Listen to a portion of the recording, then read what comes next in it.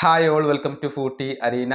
Neymar Junior goal അടിച്ചിരിക്കുന്നു. ഇന്ന് Paulista A1-ൽ നടന്ന മത്സരത്തിൽ 1-നെതിരെ 3 ഗോളുകൾക്കാണ് അഗ്വ സാന്റോസ് പരാജയപ്പെട്ടിട്ടുള്ളത്. മത്സരത്തിൽ തിളങ്ങിയത് മറ്റാരുമല്ല, നെയ്മർ ജൂനിയർ തന്നെയാണ്.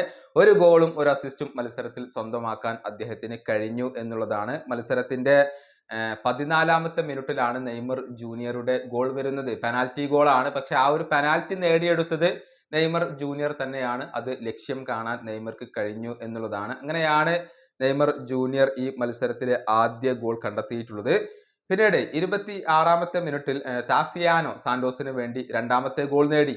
പിന്നീട് 43-ാമത്തെ മിനിറ്റിൽ സാന്റ തിരിച്ചടിച്ചു എന്നുള്ളതാണ്. നെറ്റിഞ്ഞോയിലൂടെയാണ് അവർ തിരിച്ചടിച്ചത്.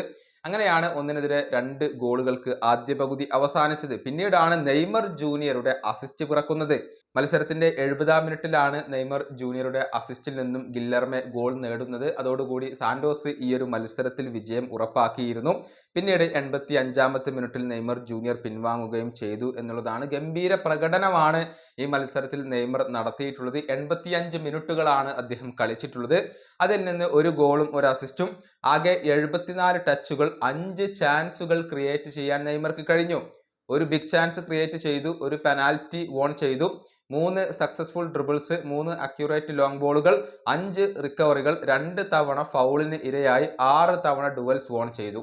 ആവറേജ് സ്കോർ വരുന്നത് 9.0 ആണ്. അങ്ങനെ കളം നിറഞ്ഞ് കളിക്കാൻ നെയ്മർ ജൂനിയർക്ക് കഴിഞ്ഞിട്ടുണ്ട്. അതിന്റെ ഫലമായിക്കൊണ്ട് തന്നെയാണ് ഇപ്പോൾ സാന്റോസ് ഒരു വലിയ ഇടവേളയ്ക്ക് ശേഷം വിജയം സ്വന്തമാക്കിയിട്ടുള്ളത്. ഏതായാലും നെയ്മർ ക്ലബിൽ എത്തിയതിനു ശേഷമുള്ള ഏറ്റവും ഗംഭീരമായ പ്രകടനമാണ് ഇത്. നെയ്മറുടെ ആ ഒരു പഴയ മികവ് തിരിച്ചു വരുന്നതാണ് നമുക്കിപ്പോൾ കാണാൻ സാധിക്കുന്നത്. ഈ വീഡിയോ അവസാനിപ്പിക്കുന്നു. അടുത്ത വീഡിയോയുമായി വീണ്ടും കാണാം.